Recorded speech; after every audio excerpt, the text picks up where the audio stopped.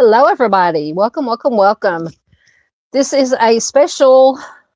We usually don't do a live stream on Wednesday nights. Usually, of course, we always do our Missing Person Monday live stream on Monday nights. And then a couple of Fridays a month, we'll do a True Crime After Dark live stream on Friday or something fun when we need to take a break, as we need to every once in a while from True Crime. But tonight, schedule worked out where I had some free time, and I've had this subject.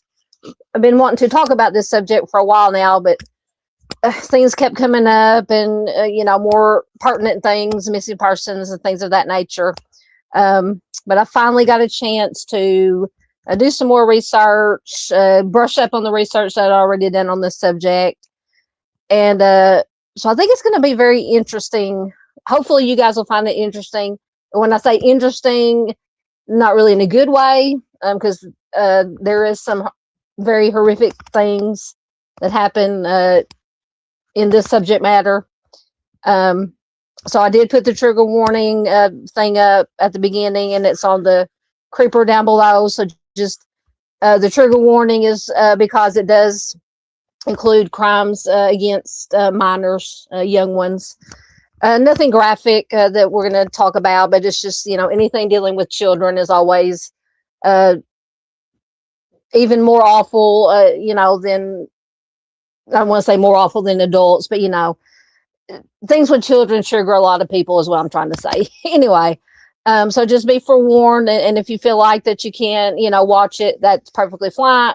You can click off. You can check out one of our other replays of other live streams or the videos that I put up. But tonight we're going to be, and so welcome to everybody, first of all. Welcome to everybody in chat. Welcome to the lurkers. Welcome to Replay Crew. If you're watching on Replay Crew, thank you so much. Please leave a comment down below to let me know that you're Replay Crew. And if this is your first time here, thanks so much for hanging out with us tonight and learning about if you've never heard of this. So we're going to be talking about, hold on. Stuff is not right here. There we go. We're going to be talking about kind of an urban legend myth called Cropsey. They kind of morphed into maybe a real life situation. And if you've never heard, the real life situation involves Staten Island, New York, in the mostly in the 80s, 70s, 80s, and a gentleman named Audrey Nerenberg. We'll be talking about him. So just let me know in the chat if you've heard of the Cropsey urban myth or legend, if you've heard of Audrey Nerenberg, if you've ever read anything about him. He was not a good guy, not a good guy at all. And there is, let me go ahead and put it in my slideshow. Well, let me welcome in chat first. I'm getting ahead of myself here. Miss Paula was first in. Hello, Miss Paula. Good to see you. Miss Avery is here. Hello, Miss Avery. Good to see you. Mustang is here. Hello, friend. I hope you're doing well. It's nice to see you too, Miss Paula. Thank you. Mustang is getting in links. There is Miss Paula's link. There, yes, thank you. This please check out Stolen Spirits MMIWG. They're on YouTube. They're on Facebook. They do an excellent work. Miss Brady, Miss Nicole, everyone over there, bringing awareness to MMIP, Indigenous missing and murdered. They put up a lot of excellent flyers on their Facebook group. They do wonderful live streams and videos on here on YouTube, so please do check them out. Mustang said she's heard of Rand and Cropsey. Excellent. I can get everything to work here. Josh the Posh is here. Hello, my friend. It is good to see you. Please check out Josh's channel, Where Lavender Grows. Excellent channel.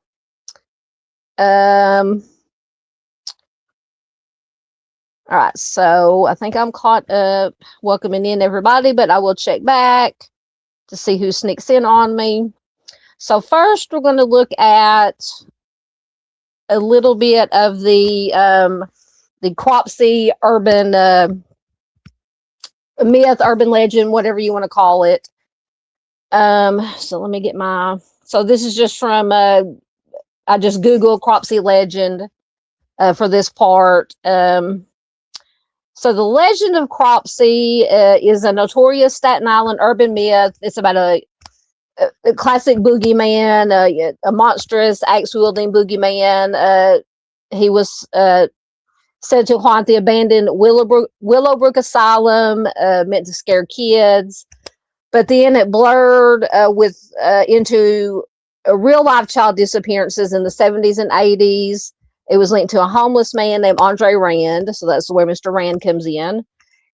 So that's how it kind of turned this folklore figure into a terrifying reality explored in this documentary called Cropsey, which came out, I believe, in 2009.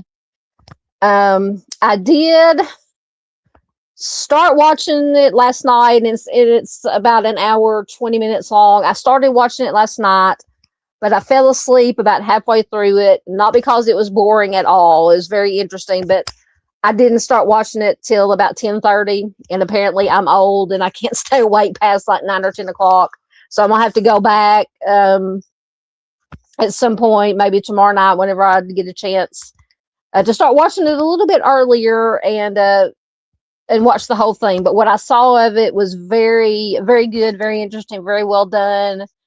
It was, we'll get to who, I can't remember who it was done by. We'll get to that. I'll get to that. But I watched it on Prime Video, but it is also available for free on Tubi, the Tubi app. So if you don't have Prime Video, you can watch it. You can just download the Tubi app. It's TUBI is what it's called. So you can just download it, watch it for free. So let me get back to where I was here. So the legend we'll start with the legend once more of Cropsey. Once again, he was a local boogeyman.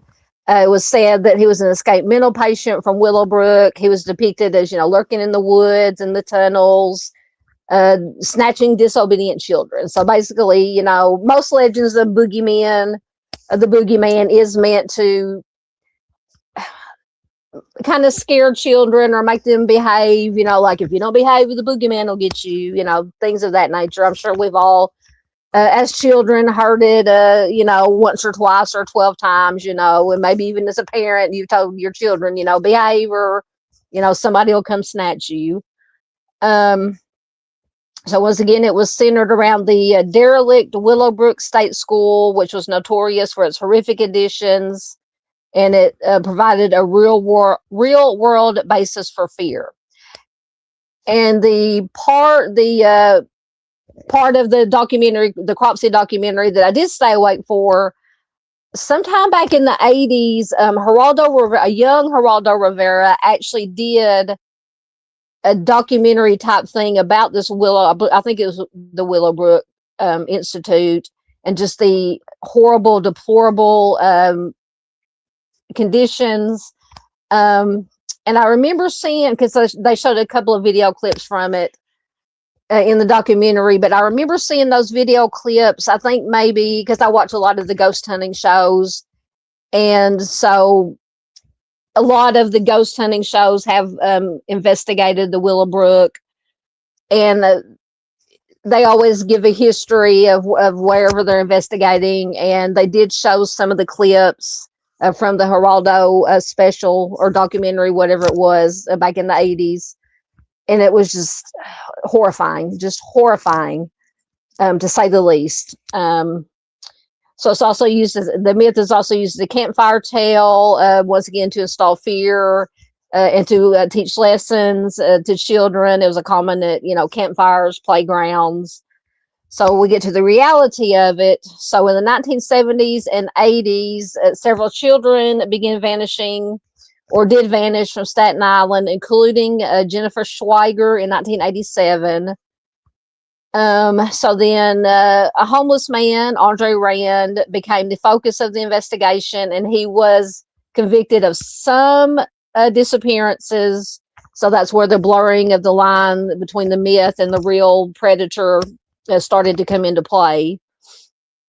So the documentary came out in 2009. It was done by Joshua Zeman and Barbara Brancaccio, who actually grew up in Staten Island. They grew up with this legend, so they were very familiar with it. So they investigated the events and they documented them in the 2009 film documentary Cropsey. And they said that it revealed a truth that was far stranger and more chilling than the myth itself. So we all know that a lot of times truth is stranger and more horrifying than fiction, unfortunately. So in essence, Cropsey began as a folklore, but then it became a symbol for real life horror and in unsolved cases on Staten Island, making it one of the most famous modern boogeyman legends. So that's a little bit about the myth of the Cropsey. And I don't know, I'm trying to think if there's actually any like cinematic movies, dramatizations of Cropsey made. I forgot. I was going to look that up last night when I was putting all this together, and I forgot. But like I said, if you do get a chance, please watch the documentary, the Cropsey documentary from 2009. Like I said, I'm going to go back and watch it and try not to fall asleep this time. So that is the legend of Cropsey. So let me check your comments right quick, and then we will get into Mr. Rand.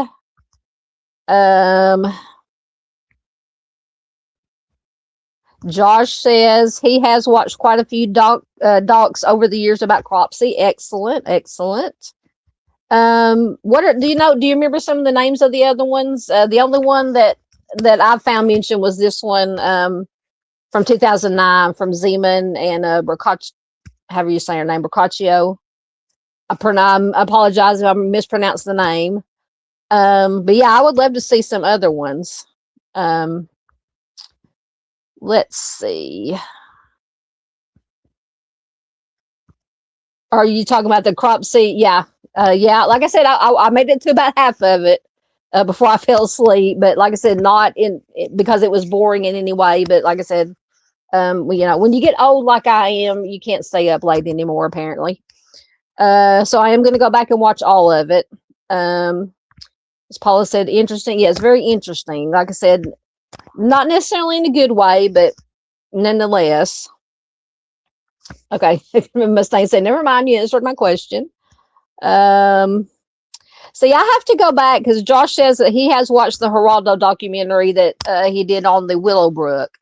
I'm going to have to look that up and watch it because, like I said, I've just remembered the clips that they showed on the documentary were the same clips that they showed on whichever ghost hunting show it was that I was watching. So I want to find it. The Geraldo documentary, I'll have to get on and see if it's streaming on something that I have that I can watch it on. So hopefully something free or something that I'm already paying for. All right. Right. So now we're going to get to Mr. Audrey Rand. So the question after watching about half the documentary, is, like I said, he definitely was not a good, or he's still alive. He is not a good man. He did some horrible things. But my question, and some of the questions that the documentary brought up was, now he was convicted of some SA of women and children, either 2 or 3 that he was convicted of. But there was other things that happened, other people and children that went missing around the same time from Staten Island. A lot had to do either worked at or were maybe patients at this Willowbrook Asylum or Willowbrook Institute. It's had many different names. And so the question is, was he responsible, or could he have been responsible for some of the other, and I believe, and we're going to go over his known victims and his suspected victims. But from what I remember of what I made it through the documentary last night, on a lot of the other ones, the ones that he was not convicted of, they didn't really they had circumstantial evidence, which, granted, circumstantial evidence is evidence. Obviously, it's not as, strong as like physical evidence, DNA, confessions, things like that. So the question is, was he responsible? Could he have been responsible for some of these other missing children, missing people? They bring out the question, was he an SKer? Could he have been an SKer, or was he just, was a definitely strange man, definitely bad man, definitely did do some bad things, but was he responsible for some of the other ones? So that's some of the questions that we might not can answer, but we can at least, listen to the information, form our thoughts and opinions on what we have, just to see what we can come up with. All right, so Mr. Rand. So Audrey Rand was born Frank Rostam Rochon on March 11th, 1944. He was also known as Frank Bruchette, and he was dubbed the Piper of Staten Island. And it'll go into a little bit more about this. So he was convicted. He was a convicted child kidnapper, SA offender, and suspected SKer. He is currently serving 2 sentences of 25 years to life in prison for the abduction of 2 girls. One was 7, one was 12. These are both on Staten Island. And the scary thing is, he is eligible for parole in 2037. So you think at 2037, but it's 2026. So that's what, 11 years. But then again, I think by 2037, he'll be like something like 93 years old. So, I mean, so once again, he is the subject of the 2009 documentary Cropsey, which speculates that he may have been the source of the urban legend known by the same name. So some of his early life and criminal history. He was born in New York. According to his younger sister in the 2009 documentary, neither she nor he were ever essayed or physically abused as children. Their father passed away when Andre was around 14 years old. And then his mother was institutionalized at Pilgrim Psychiatric Center in Brentwood, New York. And so after the father passed away and their mother was institutionalized, he and his sister would go visit their mother. So between 1966 and 1968, using the name Frank Bruchette, Andre worked as a custodian, orderly, and a physical therapy aide at Willowbrook State School.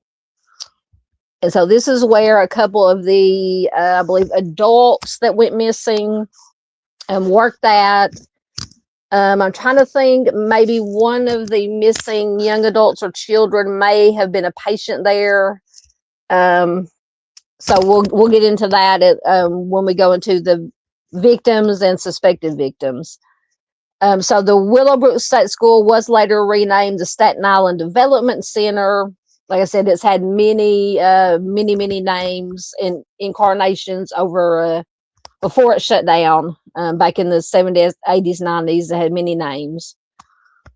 So on May 5th, 1969, Rand was arrested in the South Bronx for kidnapping and attempting to essay a 9-year-old girl whom he enticed her into his car. He drove to a vacant lot. So once again, this is where the trigger warnings come in. So when they got to this vacant lot, he removed his clothes and hers. But fortunately, a passing police car interrupted this crime. So he was charged with attempted SA. He did plead guilty to the SA. He was sentenced to just 4 years for that. So he just served, I guess, out of that 4 years, he only served 16 months. He was paroled in January of 1972, and that's when he legally changed his name to Andre Rand. So after that, he had 3 more arrests by the end of the decade for minor offenses, things like burglary, things of that nature. So in 1979, he again was accused of essaying a young woman and a 15-year-old girl, but neither of them pressed charges. In 1983, so this to me is one of the more terrifying things. In 1983, he was driving a school bus. He picked up a group of 11 children from a Staten Island YMCA. He purchased a meal for them, and this was without the consent of any of their parents. He took them to the Newark Liberty International Airport. I hate to think what he was going to do. I don't know what the plan was. But fortunately, once again, none of the children were harmed during this encounter. But he was apprehended. He did serve 10 months in jail for unlawful imprisonment. So I don't know why would he take them to the airport in a school bus?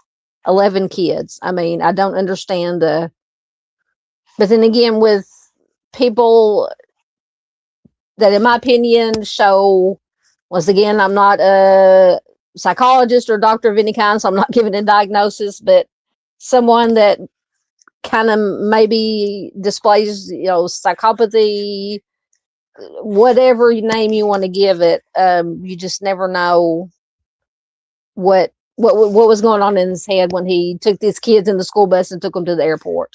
I don't know. Don't know. All right, so let me check your comments once more, and then we are going to get into his suspected victims.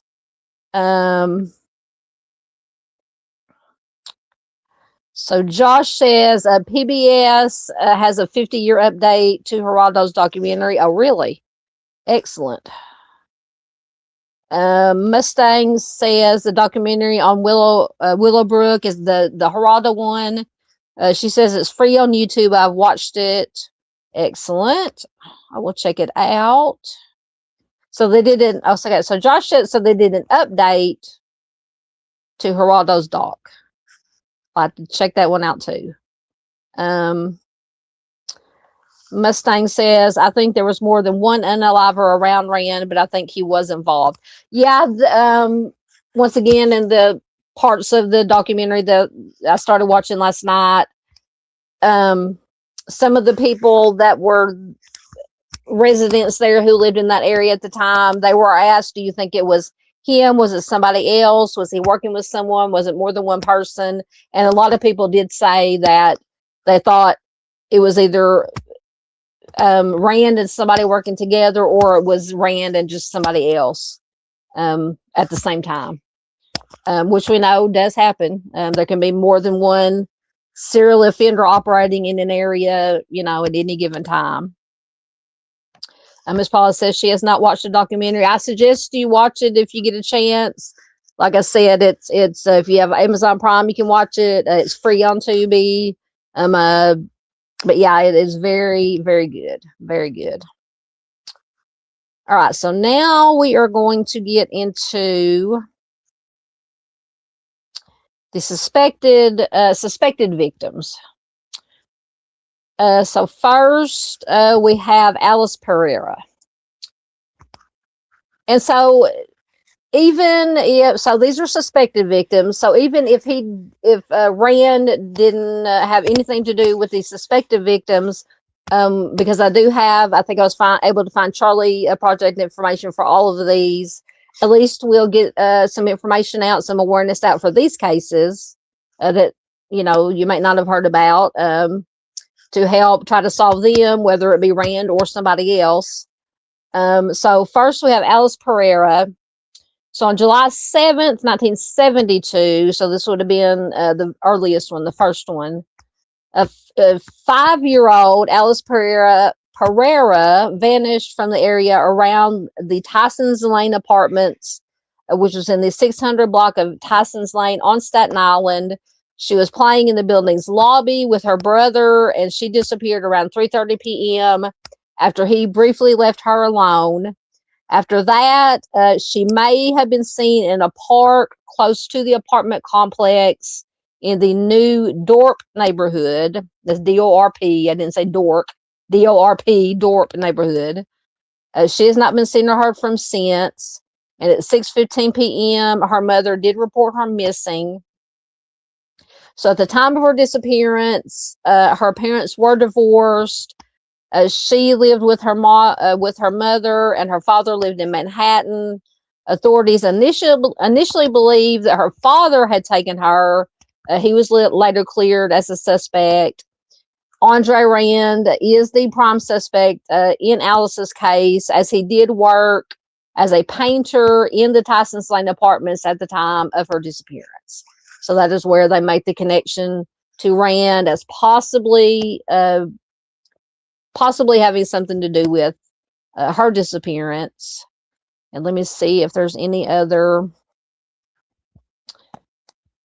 detail in her Charlie project.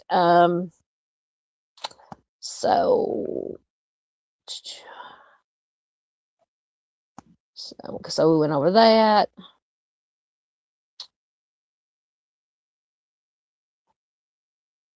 It does say that volunteers do continue to search the abandoned property twice a year for evidence related to Rand's other alleged victims. Nothing has been discovered. Of course, he maintains his innocence in Alice's case as well as all the others, and it remains unsolved. Now, I did put the if you do have any information about Alice's case, you can contact the New York PD at 646-610-6914.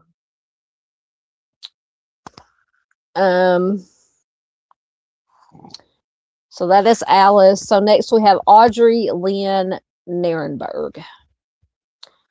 Oh, now I have to go back to...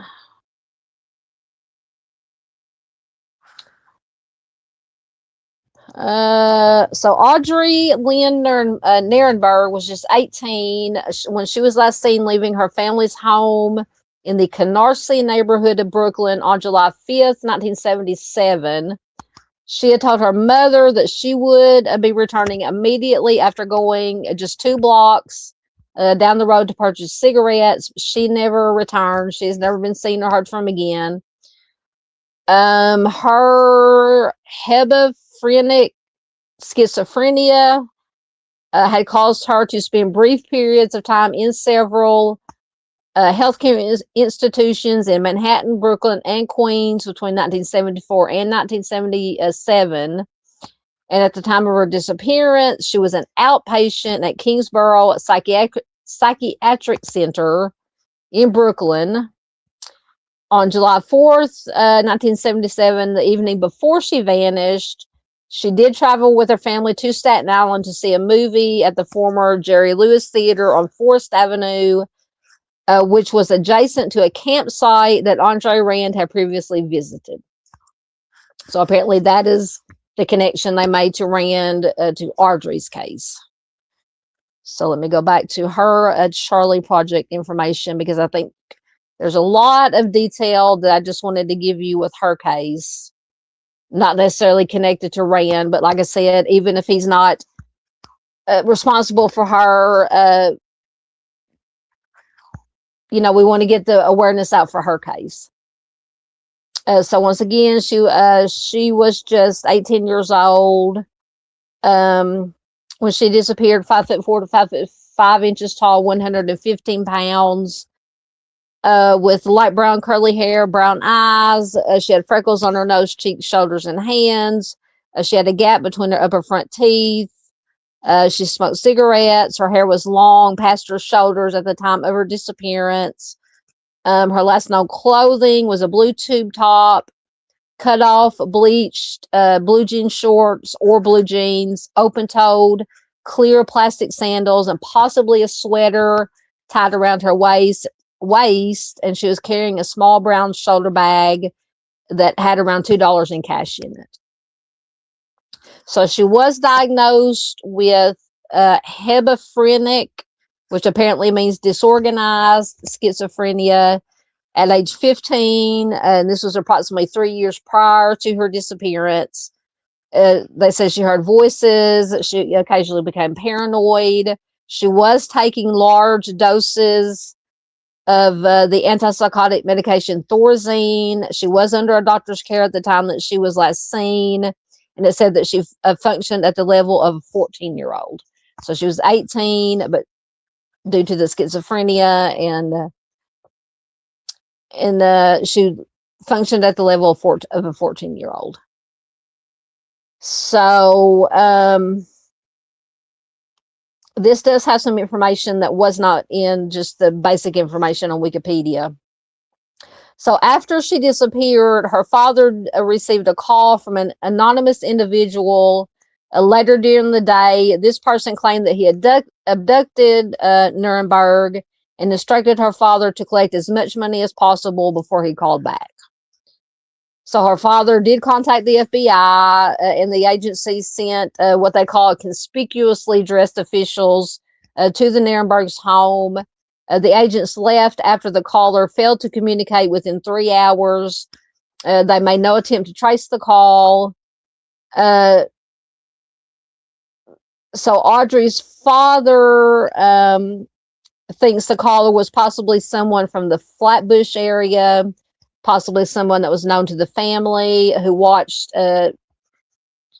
hiding somewhere out, or sitting in a car, hiding out somewhere, and watching as officials enter the house. Could have also been just, unfortunately with missing persons cases, we see a lot of just scams, people, trying to get money from the family of the missing person. It's just deplorable. So Audrey had been hospitalized for brief periods of time in several New York facilities as a result of her schizophrenia. Once again, she was an outpatient at Kingsborough Psychiatric Center in Brooklyn at the time she disappeared. She was not carrying any ID or medication with her at the time that she was last seen. They said that it is possible that she walked out of her residence while disoriented and did not know her name. However, her parents say that she was doing very well on her medication at the time of her disappearance, and she was able to safely go places on her own. She was not attending school. She didn't have any friends. She had formerly attended what they called an adult daycare center, but it closed. And so she was more often left to her own devices, to her own accord. She had no history of running away from home. And although she did occasionally get lost while away from home, but she would always know to call her family for assistance. Once again, she accompanied her family to the Staten Island to go to the movies the night before she disappeared. So the theater, they say the theater was close in proximity, once again, to a campsite once used by Audrey Rand. Let's see. It says that Audrey's mental illness sometimes caused her to repeat her actions, and there is speculation that she may have traveled back to the island on July 5th while disoriented. She may have come into contact, and this may have been when she possibly could have come in contact with Rand. He has not been linked definitively to her case. So in 1982, 5 years after she vanished, one of her brother's friends was sentenced to 18 years in prison for stabbing a woman. This victim survived. Audrey's father did not like the boy. He would never allow him into the house. He lived just a block away from where Audrey was last seen. And after her disappearance, he never asked to go into the house again. So after his conviction, the police did interview him about a possible connection to Audrey's disappearance. They could find no evidence to implicate this individual.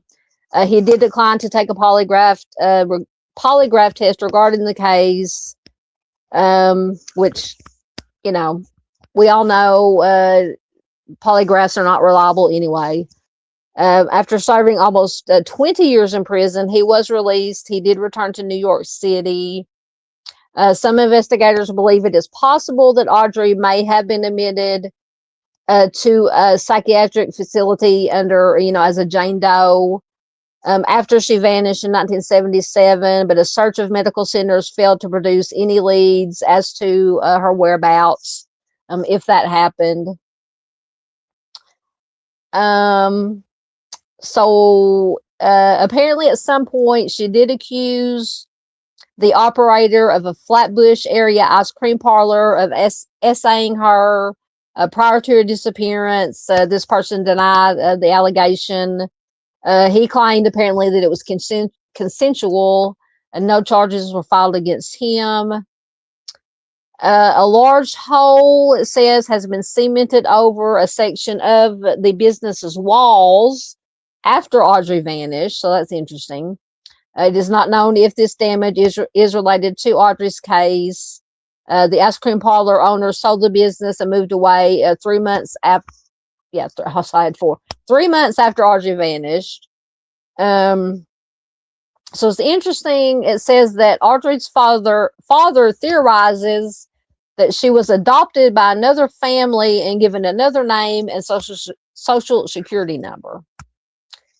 So I don't know. She was 18 years old, but once again, she said she functioned at about a 14-year-old level. Now, I don't know where he came up with this theory. I mean, but there's been no activity on her own social since 1977. So she enjoyed shopping, music, dancing. Her parents moved to Citrus Springs, Florida in 1985.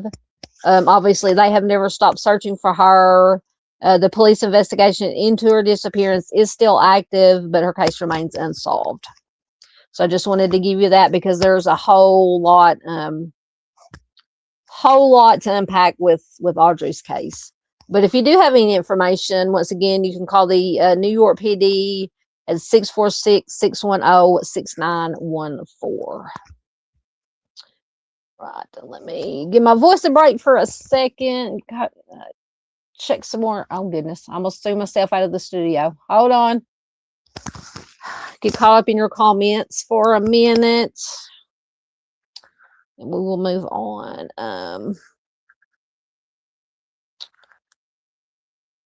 Oh, I went back too far. Hold on. There we go.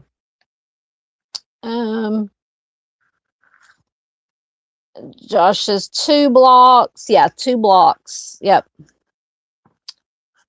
So 2 blocks. Yeah, she just went 2 blocks. Down maybe to the corner grocery store or whatever, or a gas station to get cigarettes. Yeah.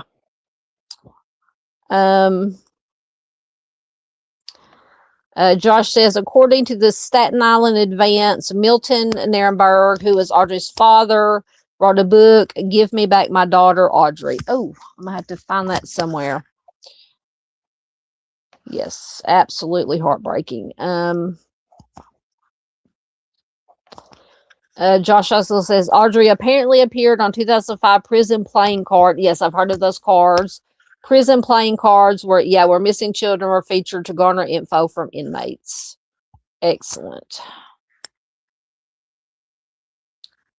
Yeah, it's just, all these cases obviously are just so sad, but with Audrey's case, she had the schizophrenia. She was 18, but she, had operated on a 14-year-old level. And it's just to think that someone, whether it be Rand or somebody else, just could have taken advantage of her. And it's just so sad, so heartbreaking. All right.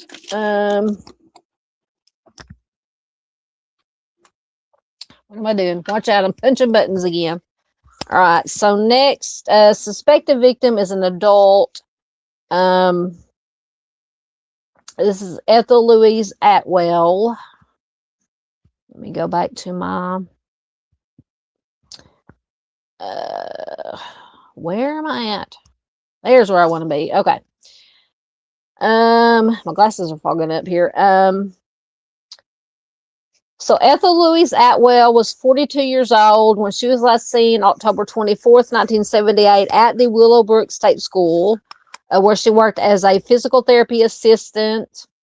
At around 6 a.m. before she could get from the parking lot into her building on the school's campus, 2 female employees heard a male voice outside say something to the effect of, come on, come on. And then they said they heard Miss Atwell say, quote, no, you'll beat me. And then she began screaming. The employees did call the police after hearing the screams. The parking lot was still dark. Street lights were off. It's difficult for the employees to see anything. And items belonging to Miss Atwell, including a tan pocketbook, 1 earring, 1 black shoe, 3 black coat buttons, and a part of her set of dentures were discovered by first responders along the left side of her locked car. So apparently, to me, that would indicate a very violent struggle. And about 75 feet away in the woods, her car keys were discovered. But no trace of Miss Atwell has been found despite a thorough search of the area that they did. So let me see if there's any additional in her Charlie Project information. It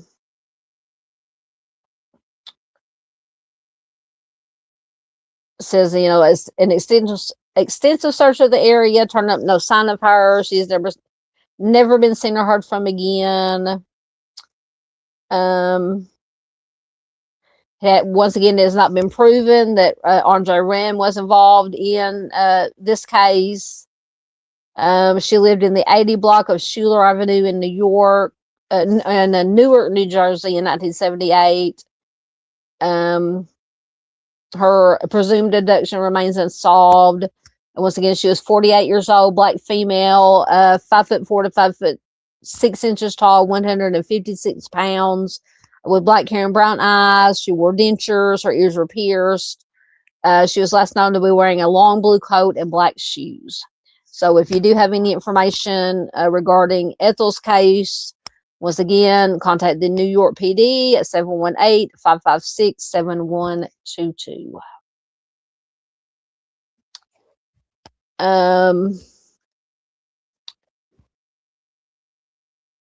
Let's see. Yeah, Mustang says that's a good idea to use playing cards. Yes, I've heard about or for a while about these. They call them the prison playing cards. But yeah, is it on the back of them? Yeah, on the back of them it features like different missing persons. Like Josh said, in the hopes that somebody in prison might say, let something slip, say, hey, I had something to do with this person, or I know something about this person. So yeah, it's a very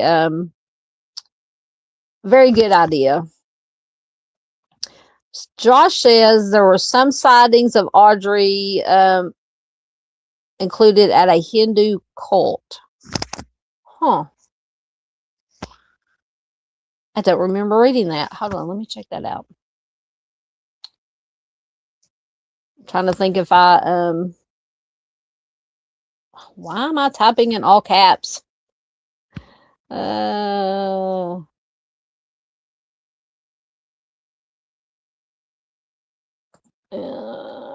trying to. Okay, there she goes.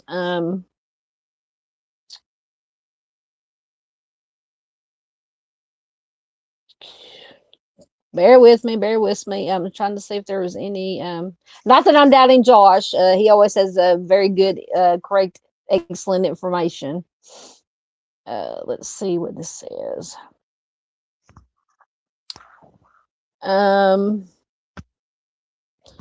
Stop it. It's jumping on me.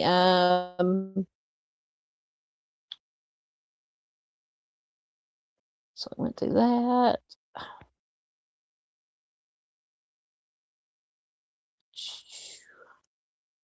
It goes into the nope, didn't mention anything. That's very interesting. Did it say where these sightings were with this Hindu cult by any chance? That's interesting. All right, let me get back to the right.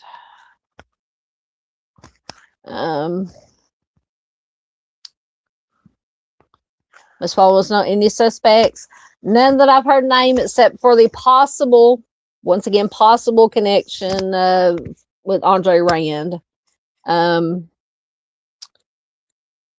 It didn't mention any other suspects in the Charlie Project information. Mustang says the 60s and 70s, yes, had so many cults, it is scary. Absolutely. Absolutely.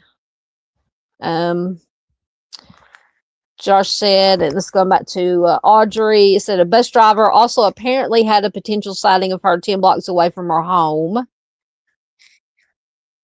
Okay, Josh says this is coming from the, come on, New York Daily News. Yeah, Miss Paula said, already thinking about the Charles Manson when talking about cults. Absolutely, yeah. We're gonna have to at some point dive back into some Manson stuff. It's been a while. I don't even know if I've done a live stream or anything on strictly on Manson. I know we mentioned him, but when we're talking about things like that, just in general. So Josh says a Hindu cult in Union City, New Jersey. So that would make sense to me because I was talking about somebody taking advantage of her. It'd be very easy for a cult to take advantage of a young girl who's schizophrenic, mental issues, health issues. It would be, I could see that happening. It'd be very, very easy for unfortunately, somebody like Audrey to be lured into that world. It's just scary, scary, scary. Oh, Miss Paula says she's not buying into or not buying any Hindu cult theories. That's fair. I can, but like I said, it would be very easy for, like I said earlier, anybody, whether it be a cult or an individual or, somebody out with nefarious intentions to take advantage of somebody like Audrey. It's just so sad. Yeah, Mustang said cults make her think of Manson too.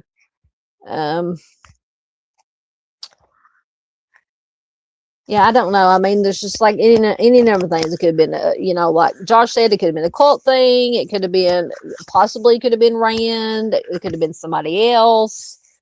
It could have been accidental. They said she would get disoriented and wander, and she could have wandered off. Although they said she could function at a level where she did get lost most of the time. She knew who to contact to get home, or but depending on how disoriented she was, it could have been some kind of accident, and they've just never found her remains.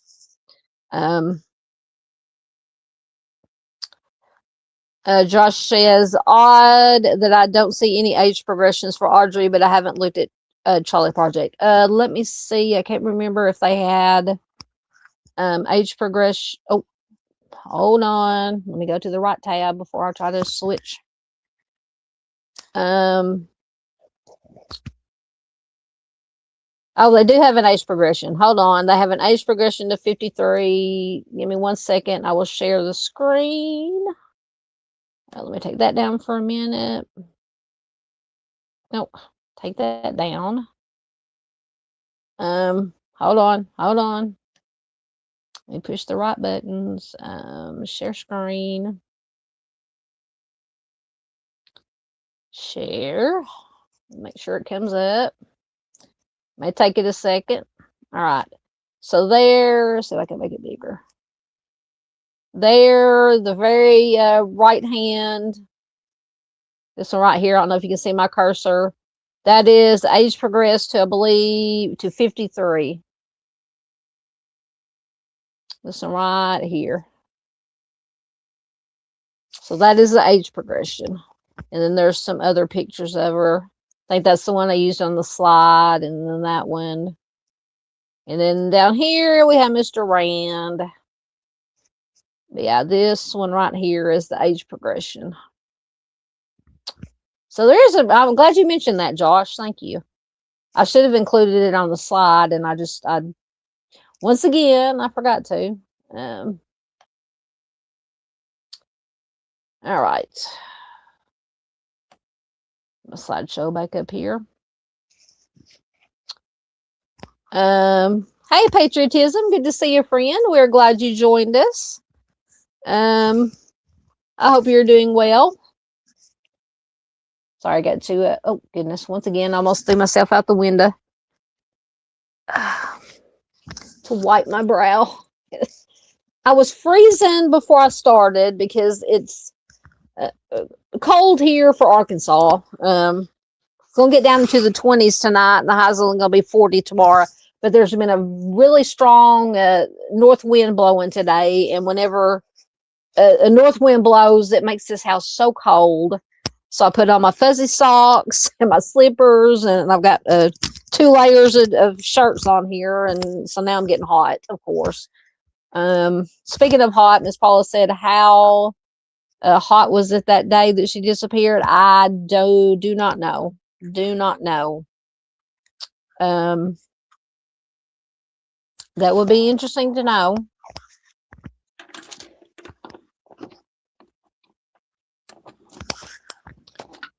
Oh, Josh says it is cold and windy in the panhandle of Texas today, too.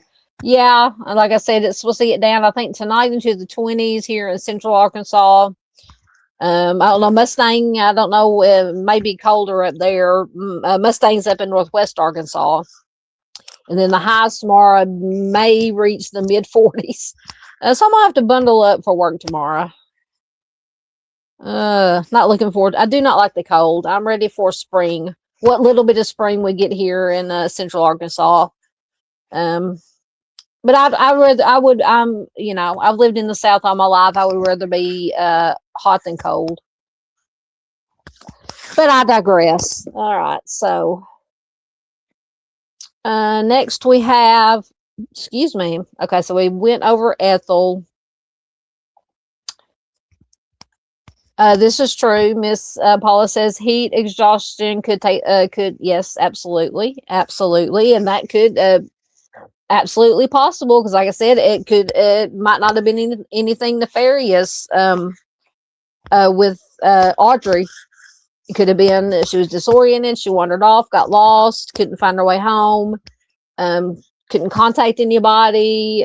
She could have wandered off into some wooded area, body of water, and just, or if it was, hot or cold, either heat exhaustion, heat stroke, or hypothermia. Anything is possible. All right, so we went over Miss Ethel, and I think I looked at her Charlie Project information. Let me check. I don't think there's anything else that wasn't on Wikipedia. Yeah, okay. So next suspected victim we have, and I searched, there was not even a picture. This is Shin Lee. There was not even a picture. Very little information on Shin Lee. Basically, the only thing I found was on the Wikipedia page. So let me go back to it. All right, so Shin Lee was a 44 years old. She was a nurse who had gone missing earlier in 1978, once again from the Willowbrook State School, same place that Ethel Atwell went missing from. Under similar circumstances, she was reported missing on July 20th.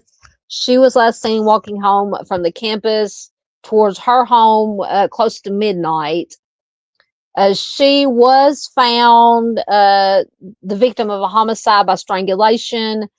She had been buried in a shallow grave near a wooded area on the facility grounds. On August 6th is when she was found, and this was only 2 months prior to Ethel Atwell's disappearance. So once again, both Atwell and Shin Lee are suspected victims of Audrey Rand, though there is no concrete evidence linking him to either incident. So this is why I say there's just a lot of circumstantial evidence. I mean, they both worked at Willowbrook State School. He was like a janitor, custodian, physical therapy aide, whatever it said at one point at Willowbrook. With some of the other children I believe we get into, he was seen, or either he or someone matching his description was seen either prior to or on the day or night of some of these children went missing. So it's, circumstantial evidence. So once again, circumstantial evidence is obviously admissible in court, but so I don't know, just absolutely let me know in chat what you think, if you think he could be connected to some of these. If you're watching replay, once again, please leave a comment below. I'd love to hear your thoughts, your opinions, your theories. So that is about all the information we have on Shin Lee. Unfortunately, I say unfortunately. Unfortunately, she was a victim, but fortunately, they did find her. So next, okay, so Josh has the weather. Josh says on July 5th, 1977, New York City experienced hot weather with a high temperature of 93. Yeah, that's hot, 93. A low of 73. The day was reported as cloudy with a humidity of 63%. That's high humidity. Wind speed of 9 miles per hour. Thank you, Josh, for that. So yes, Paula, entirely possible. Yeah, because 93 degrees, 68% humidity, that is not comfortable. I can tell you that. I mean, I live in Arkansas. We have, in summertime, 100, 110 degrees with, 90% humidity. You're talking about will melt your face off. So 93 degrees with 63% humidity would not be comfortable. could definitely lead absolutely to heat exhaustion, heat stroke. Absolutely. All right. So thank you, Josh, for that. And thank you for the question, Miss Paula. That was an excellent question. So next, we have, this should be Holly Ann Hughes. I can't see. Yeah, this is Holly Ann Hughes. Yeah. That's one way to put it. Yeah. Like I said, 93 degrees with 63 humidity. Not comfortable. Not fun to be out in. Not safe to be out in for long periods of time, most definitely. All right, so next we have Holly Ann Hughes. She was just 7 years old when she was last seen on July 15th, 1981, on Staten Island near Richmond Terrace and Park Avenue. Her mother has sent her to the Port Richmond Deli, just 2 blocks away, once again, 2 blocks away, to purchase a bar of Ivory soap. She was last seen buying it around 9:30 p.m., so this was at night. She never returned home. She has never been seen or heard from again. A month after Holly's disappearance, her mother, who is also named Holly, I'm assuming, it says her mother, Holly's Cedar Home, received a phone call from a man who identified himself as Sal, who informed the mother that he was imprisoning Holly and asked that they meet. Once again, trigger warning. So he wanted the mom, Holly, to meet so that she and he could engage in some acts for the camera in exchange for the child, Holly's safe return. That was a lot to process. So the mom, Holly, went with detectives to meet this Sal at Penn Station in New York City. He never showed up. Surprise, surprise. She stated that she never really believed, obviously, that there was a Sal and that he had Holly. By this time, she thought, unfortunately, that Holly was probably deceased. In January of 2002, authorities examined the yard of Audrey Rand's former Staten Island home on Vreeland Street. They were unable to find any evidence pertaining to Holly's case. Shortly after Holly vanished, police did question Rand. They searched his car, but they did not prosecute him until 20 years later. So Holly was one of the ones that he was prosecuted for. So the mom, Holly, did identify Rand's voice as the same voice that she heard during the extortion phone call. So apparently maybe the Sal phone call. And witnesses claim to have seen Rand's green Volkswagen circle the business where Holly vanished in 1981. So there were other witnesses who claimed or who said that they saw Holly in Rand's car. So he did acknowledge playing hide and seek with Holly on the day that she vanished. He said he gave her money to buy soap because she was, what he said, filthy. But see, the mom, the mom said, no, I gave her money to go down to the store to get soap. But he claims to have left her before she vanished. So authorities also determined that Rand's aunt lived in the same Port Richmond apartment building where Holly's family resided in 1981. So Rand was convicted of kidnapping Holly in October of 2004, but he was never charged with her homicide due to a lack of evidence. He was sentenced to 25 years to life in prison. He is also serving 25 years to life for the Jennifer Schweiger kidnapping. We'll get to that one And the second sentence, they say, made it extremely unlikely that he would ever be free. So, like I said, earlier, I think they said he would be up for parole in 2037. Hopefully he won't get it, but once again, he'll be 90 or 92, 93 years old. So, all right. So that was Holly. Let me go to her Charlie Project information and see if there's any other details, just since she has never been found. So she was just 7 years old. It does have an age progression. Don't let me forget it. I'll show it. She was just 7 years old. She'll be 51 years old as of 2026. At the time she went missing, she was 4 foot tall, 50 pounds, with brown hair and blue eyes. She does have red marks on the back of her neck and her hairline. Her hair was shoulder length at the time of her disappearance. She was last known to be wearing a beige bathing suit, blue shorts, and beige and brown sandals. Just going to scan through this information to see if it had anything different or anything additional. So it says her mother sent her to the Port Richmond Deli 2 blocks away to purchase the bar of soap. But then Rand said that, so how would he know? Because I would tend to believe her mother before I would believe Andre Rand. So how would he know that she bought a bar of soap unless he was around that area, which there were witnesses that said they saw him.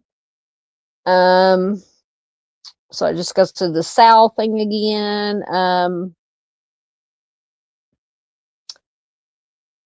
Let's see. It does say that Holly's parents did have criticized the police for allegedly botching their investigation into Holly's disappearance.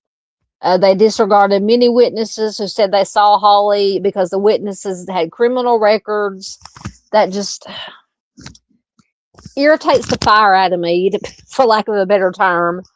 Just because somebody has a criminal record does not mean that they lie or about everything. I mean, they could be telling the truth. But apparently, these witness statements from some of these witnesses were discredited or not taken seriously because they had criminal records. So Holly's half-brother, and I believe he is in the documentary. I do remember that much. So Holly's half-brother is now a New York City police detective. Investigators deny any misconduct in Holly's case. Her family did describe her as a streetwise little girl who could take care of herself.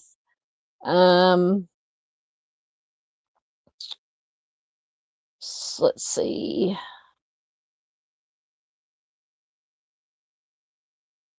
So apparently,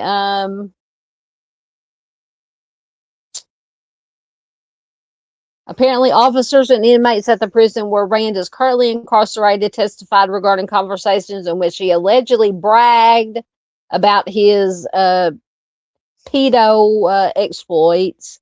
He reportedly confessed to Holly's homicide to an inmate and compared himself to Bundy. Once again, Holly's mom did identify Rand's voice as the same voice, the Sal call. Once again, he did admit to playing hide and seek a game with Holly on the day of her disappearance. Once again, he said he was the one that gave her money to buy the soap because she was dirty. He says he left before she disappeared. So his attorneys, Rand's attorneys, maintained, of course, that he was innocent and that the witnesses who claimed to have seen Holly in his car are lying or mistaken. And his lawyers even attempted to throw suspicion on her family. So prior to her disappearance, Holly had been the subject of a custody dispute between their parents. I believe they did talk to the dad about that. And they had been taken by both of them at one time or another, but her parents have been ruled out as suspects. Holly has never been found, unfortunately. So once again, if you do have any information about Holly's case, called the NYPD at 646-610-6914. Get down. Check your comments again.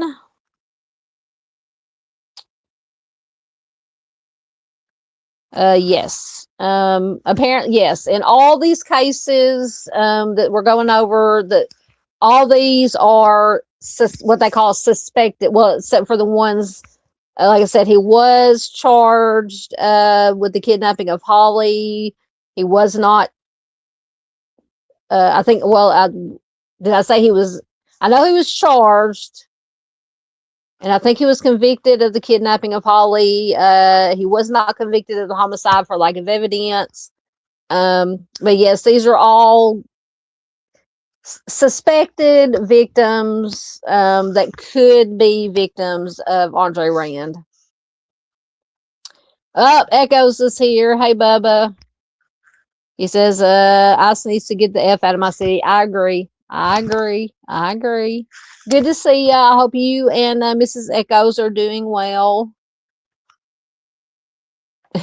It's fine. He says, sorry, I'm more salty than a salt shaker.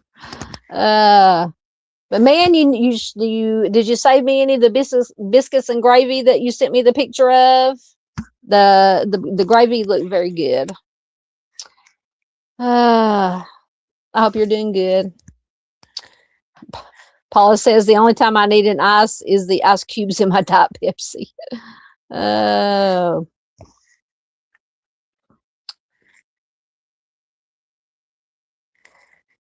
Which one are you referring to, Josh? Josh says in the Staten Island events, they allude that a co-worker may have threatened her, but didn't believe any staff would have hurt her. Are you talking about either Shinley or Miss Atwell? Because I think they both worked at the Willowbrook.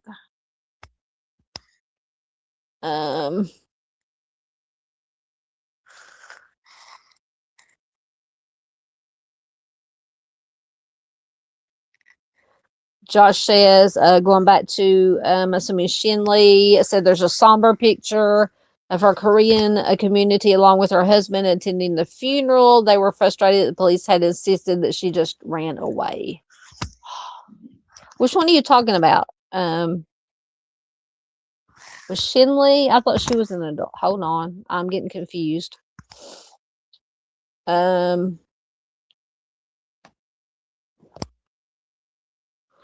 you doing in the ATL tonight? Work business? Shanae. Yeah, that can, because in the, once again, it's Wikipedia, just says Shinley, but yeah, this, on the slide, it came from just a Google AI search, and it was Shanae, or Shanae Lee. Oh, you got work training tomorrow. Fun. How long are you going to be there? Okay, so you're saying that they just thought that Shanae may have just left on her own accord. Okay. Sorry, I'm a little slow. You guys know sometimes it takes me a minute to catch on. All right, so we're on Holly. I think we finished up with that. Okay.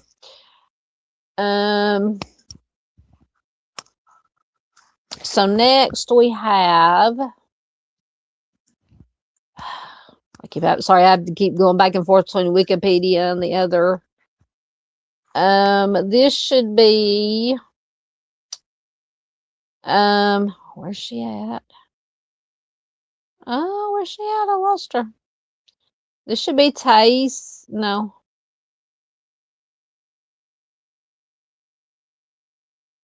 No, yeah, this is Tiahease Jackson. Okay. So on August 14th, 1983, just 12 days after Audrey Rand was released from prison, 11-year-old Tiahease Jackson was last seen leaving the Mariners Harbor Motel on Forest Avenue in Staten Island around 1:30 p.m. While Tiahease's mother was asleep, another resident of the hotel sent Tiahease out to purchase chicken wings from the Crown supermarket in the 900 block of Richmond Avenue. Tiahease never returned to the hotel. She has never been seen or heard from again. Her mother woke up at around 4:30 p.m. She discovered that Tiahease had been missing for 3 hours. She immediately called the police. Having both passed lie detector tests, Tiahease's mother and her uncle were ruled out as suspects in her disappearance. So once again, Audrey Rand had a campsite at the Baron Hirsch Cemetery, which is less than a half a mile from the Mariners Harbor Motel. And Tiahease's mother said that she had seen a man matching the description of Rand loitering in the motel's parking lot. Rand was interrogated in relation to Tiahease's disappearance. No charges were filed. So he just, it could be coincidence. I don't believe in coincidences, but it just seems like, and it may just be coincidence. We don't know, but he has campsites in the areas where these people, children, adults disappeared, or where children disappeared. He had been seen with them, had campsites close to where they disappeared to. In the adult cases, he worked with them, so he would have come in contact with them there. Once again, I'm not saying, yes, he's responsible for them, but it's just, things stack up and become patterns. They can become patterns. All right, so let me see if there's any other information on Tiahease, and I hope I'm pronouncing her name right. Tiahease Tawana Jackson. She was just 10 years old. Once again, there is an age progression photo. Oh, I forgot to show you the other one that I was going to show you. She'll be 53 years old as of 2026. She was just 4 foot 8 inches tall and 90 pounds when she went missing. Black hair, brown eyes. She does have a burn scar on her left wrist and elbow and a mole on her left cheek. It says she has a lazy left eye that turns inward, and I think you can kind of see that in the picture. And her name is pronounced Tiahease, so I was pronouncing it mostly right. Thank goodness. She was last known to be wearing a dark blue ski jacket with white trim, a white ruffled blouse or sweater, a blue Gaetano jeans, blue plastic mesh shoes, a gold necklace with a butterfly charm, a silver bangle bracelet on her left wrist, and 2 purple combs in her hair. She did have diabetes, asthma, high blood pressure, and Bright's disease, which is a kidney disorder that required medication and treatment. And she did also suffer from some learning disabilities. So once again, this is another, just like who was it, Audrey, who could have been taken advantage of. I mean, and she was only 10 years old, so she would have been even more so susceptible to be taken advantage of. But I mean, then again, anybody can be taken advantage of. But let me see if the Charlie Project has any other information. It says that Tiahease's mother describes Tiahease as streetwise. She was very wary of strangers. It said that she did frequently go out on errands in the city, sometimes with her sister or a friend, sometimes alone. She had been warned about predators, so her parents sound like they did a good job of, stranger danger. She has never been heard from again. Once again, her mother and her uncle both passed lie detector tests, not considered suspects.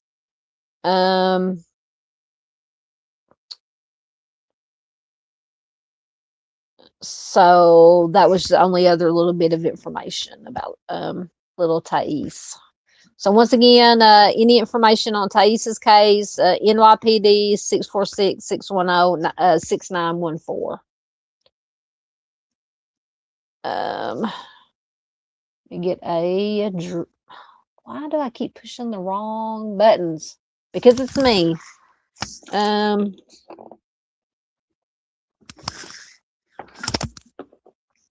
Thank you guys for being here. I don't know. I didn't know how many people would show up on a Wednesday night.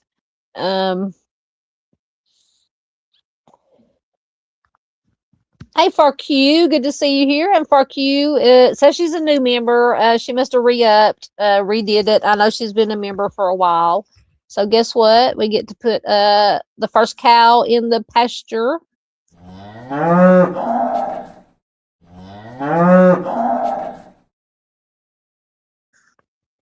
Thank you so much, my friend. We appreciate FarQ so much around here. She is a wonderful person.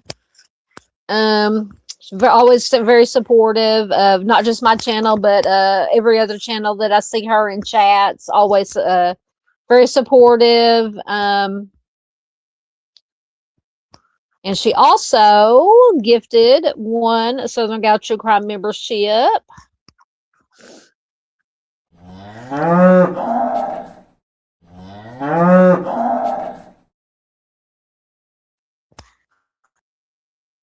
Thank you again, Miss Farr. So congratulations to whoever got it. Oh, Butterfly Kisses got it. Welcome, welcome, Miss Butterfly. She's another wonderful supporter of the channel. She pops in every once in a while.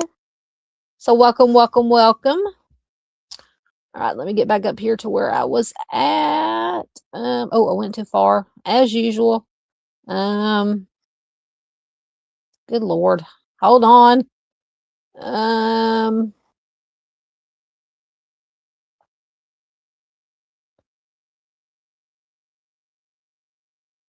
I was going to show you the age progression. Let me go back. Okay, I'm still on her page. Hold on, hold on.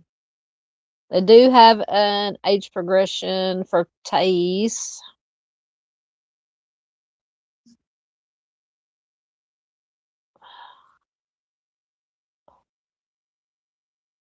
And it is, let me make it a little bit bigger right here. And that is age progressed to 43, which she would be 53 as of this year, 2026. And there's some other pictures of her from Charlie Project. Beautiful, beautiful little girl. Oh, it just breaks my heart. Goodness. All right.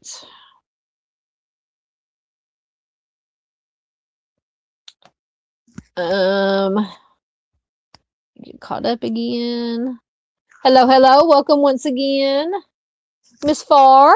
And thank you once again for continuing to be a member and for gifting the membership. Congratulations again to Butterfly Kisses.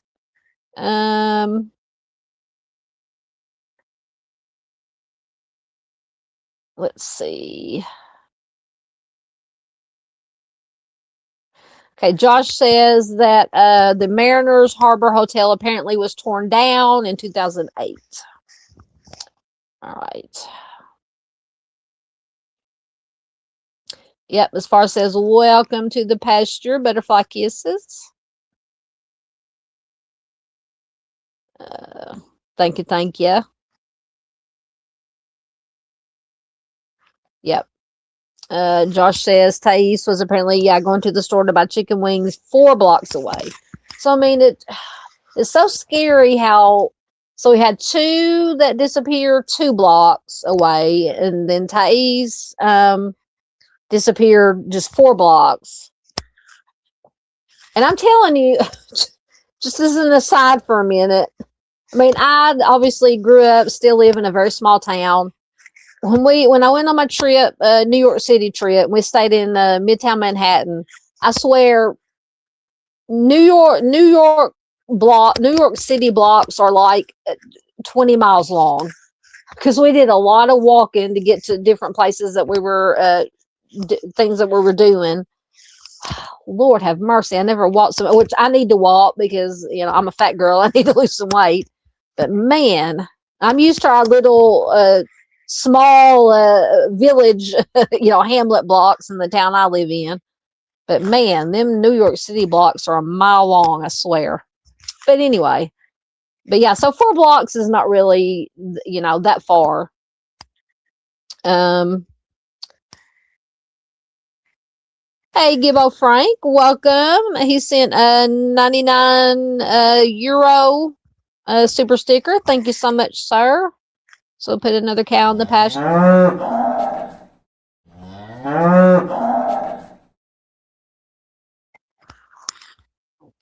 Excuse me. Thank you, sir, very much, and thank you for joining us tonight.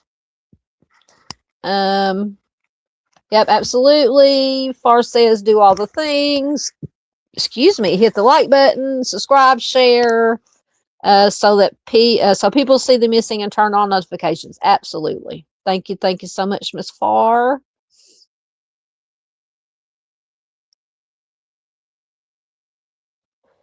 Josh says detectives of the case said there were several sightings of Tiahease up to 4 hours after her trip to the store. Yeah, I think I remember reading that somewhere. It might have been in her. Was it in the Charlie Project information?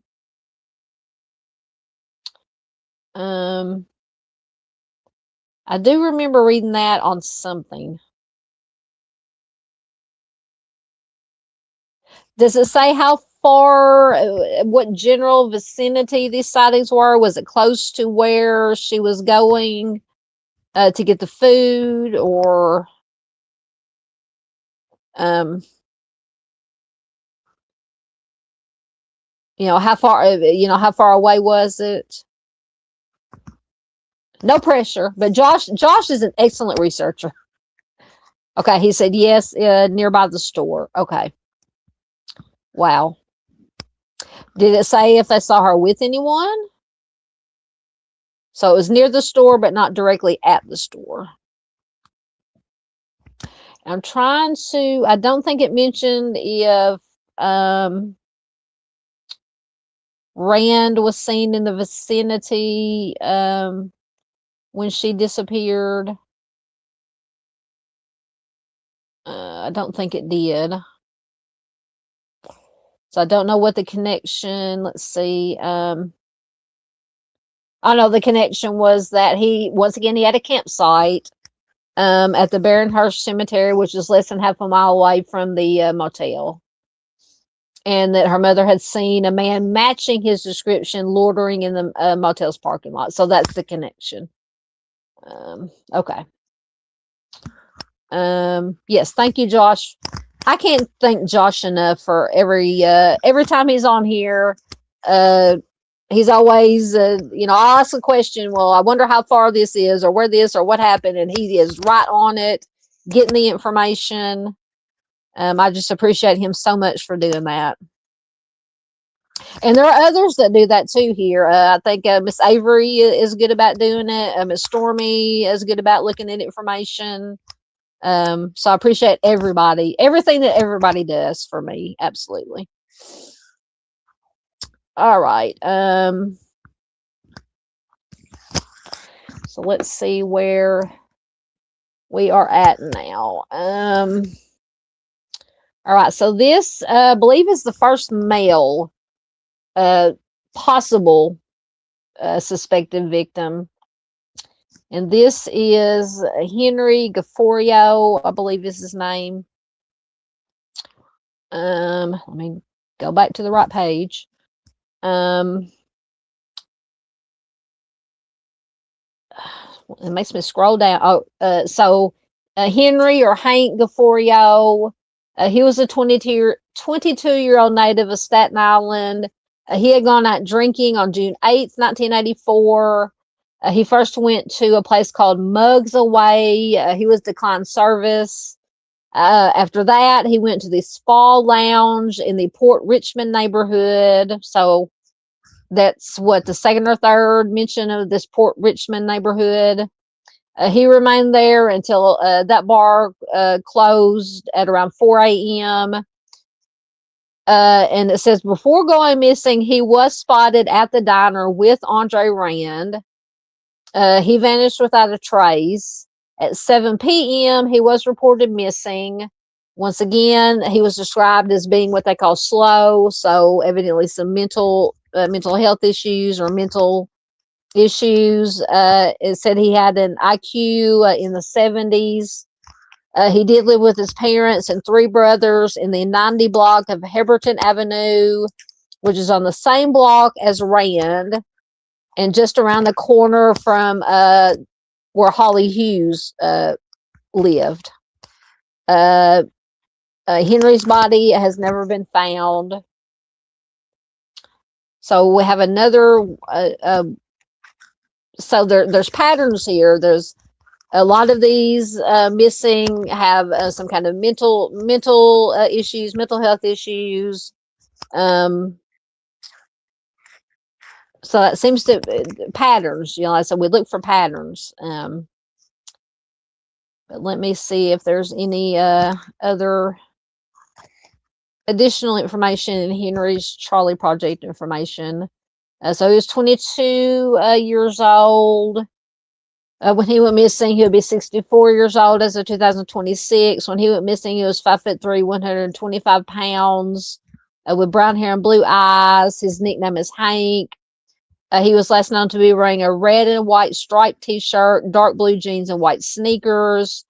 It says he is mentally disabled. He has a low IQ, but is able to communicate and function at the mental and emotional level of a 15-year-old. So that's about the same as was Audrey said that she functioned at about a 14-year-old level. Once again, another one that could very easily be taken advantage of. So let's see if it has any other.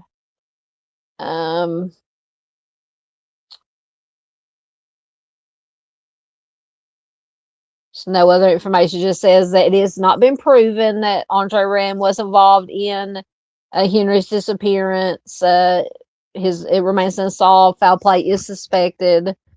So once again, if you have any information on Henry's case, NYPD 212-694-7781. And it doesn't have any age progression photos on Charlie Project. Let's see.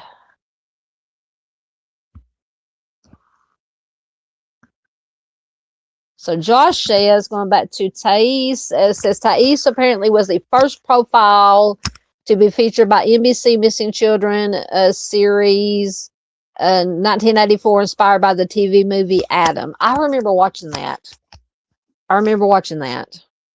That's interesting. She was the first profile to be featured by NBC Missing Children series, 1984. Interesting. Yes, the Adam was about Adam Walsh. I remember watching that. Yep, Mustang says she remembers that movie. Josh says he wonders if he's seen the movie. I've seen so many on that case. Yeah, I've watched a lot of documentaries on Adam Walsh case. But I do remember watching that movie. Mustang says there's another Adam movie also about another missing child that was abducted walking to school. Too many missing. All right, so it was Tiahease. Okay, so we did Henry. All right, so now this is the last one that let me go to the right page. I'm telling you, I'm to give me some stronger glasses. So this is Jennifer Schweiger. This is the one that Rand was convicted of kidnapping. So 12-year-old Jennifer Schweiger was born with Down syndrome. She was reported missing on July 9th, 1987.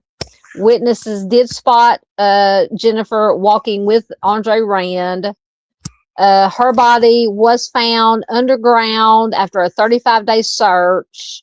while combing the area around Willowbrook State School. A particular spot caught the eye of retired New York City firefighter George Kramer. And they do go, I do remember, I stayed awake through this part of the Cropsey documentary. I remember them talking about this and showing the spot where she was found.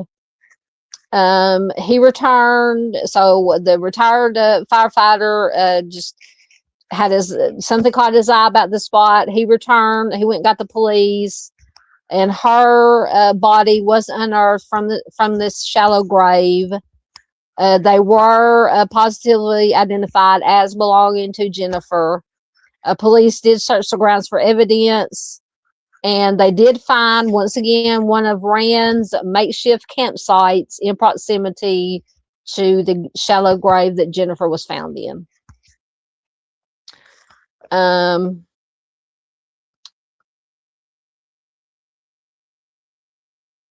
So before we get into that conviction, I did find an article about Jennifer's funeral. This comes from upi.com.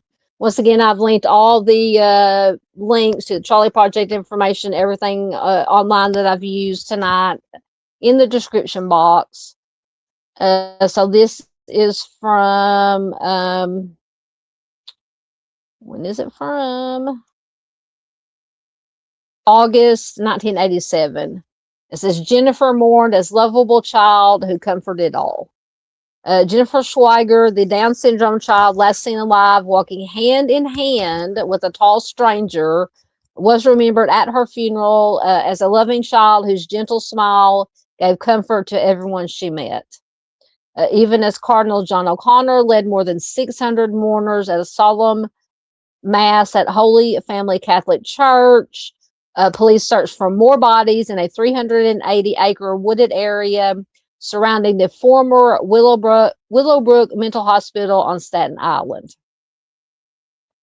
The suspect in Schweiger's murder, Audrey Rand, told Daily News that he had never met the 12-year-old girl, and he cried upon learning of her death. Make of that what you will. He told the newspaper in an interview at the psychiatric ward of Kings County Hospital, where he was under self-harm watch and undergoing 30 days of test. He said, quote, the only time I ever saw her was when police showed me her picture. And he went on to say, quote, when I heard that she was found deceased, I cried. I just broke down, end quote. So Jennifer disappeared from her Staten Island home on July 9th. A witness told police they saw her that day walking hand in hand with a man that they identified as Audrey Rand. Her body was discovered in a shallow grave near the Willowbrook campsite used by Rand, an SA offender and one-time attendant at the state mental facility. Rand, 43, a tall, muscular man, alternately described as a shrewd loner who feigns mental illness and a slightly, I don't know if we can use the R word, retarded, schizophrenic, was arrested on August 4th. Police identified him as a suspect in the disappearance of 3 other Staten Island girls.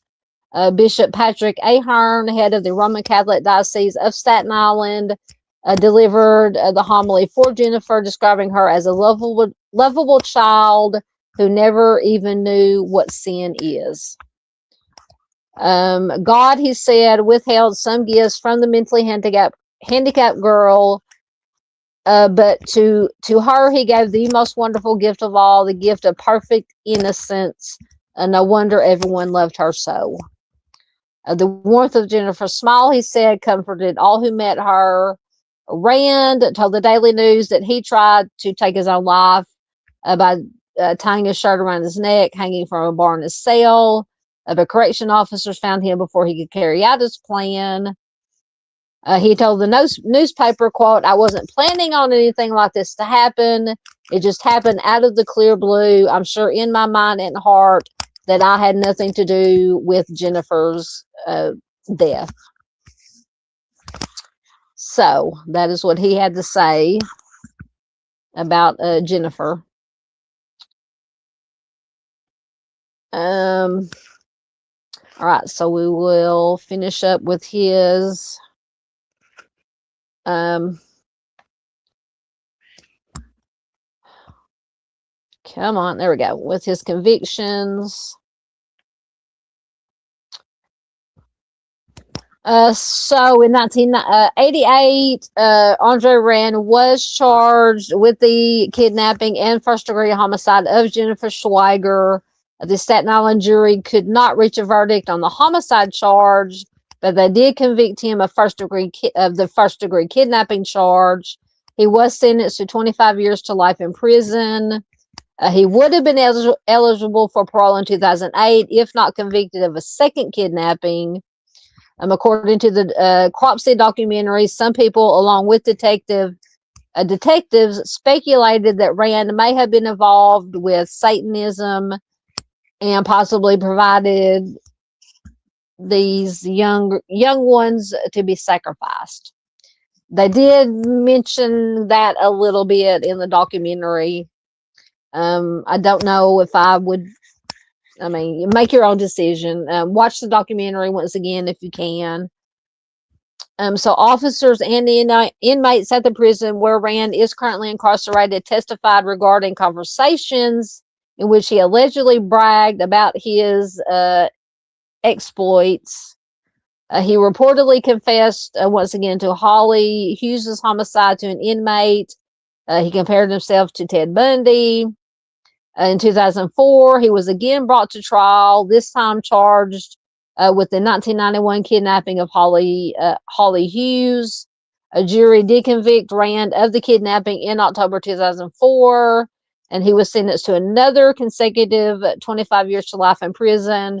Once again, he will become eligible for parole in 2037 when he will be 93 years old. So, in my opinion, hopefully he will never see the light of day again.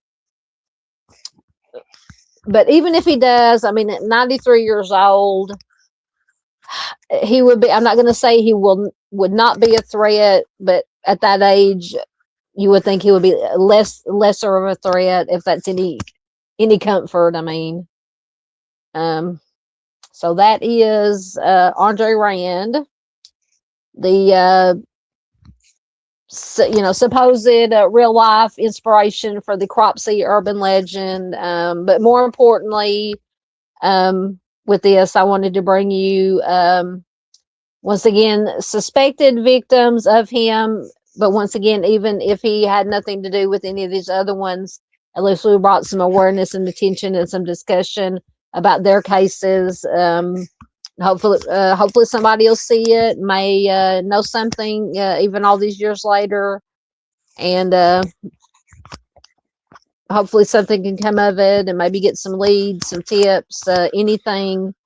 Nothing is too small. No bit of information is too small, especially in these cold cases. So that is why I wanted to bring this to you tonight. So I hope you enjoyed it, or enjoyed is kind of the wrong word. Found it interesting, once again, not in a good way, but like I said at the beginning, I'd been wanting to kind of go over this because I think I actually came across, I'd never really heard of the Cropsey legend or of Audrey Rand. I was actually, I think I was probably on the Charlie Project looking for cases for a Missing Person Monday live stream, and I think it was the Ethel Atwell case that I came across, and it was when I got down, I was reading it obviously, and it got down, it said that Audrey Rand is a possible suspect in the case, and then it went on to list these other cases that he was suspect in, and I'm like, what is up with this guy? So then I started researching him. So anyway, it went from there. So Like I said, not a good guy. But once again, let me know in chat or in replay. But aside from the ones that he was convicted of, do you think he could have possibly had anything to do with any of these other ones that he is suspected of? Just let me know your thoughts. Absolutely. Let me get caught up on your comments, and then we will probably get out of here for the night. But I appreciate everybody being here. Let me see.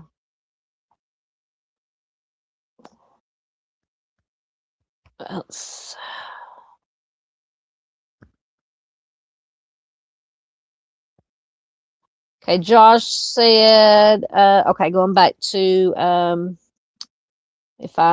back to Tiahease. Josh says, according to a precinct captain, Tiahease was going to the Crown supermarket in Graniteville with $1.50 to get 2 chicken wings. She was last seen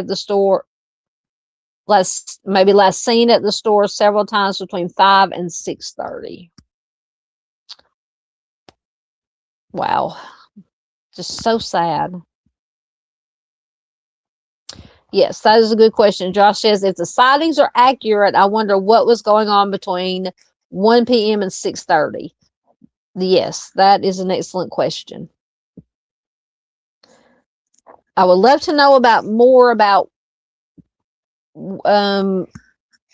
in these sightings. Did they say what she was doing during these sightings? Was she seen with anyone? Did she seem distressed in any way?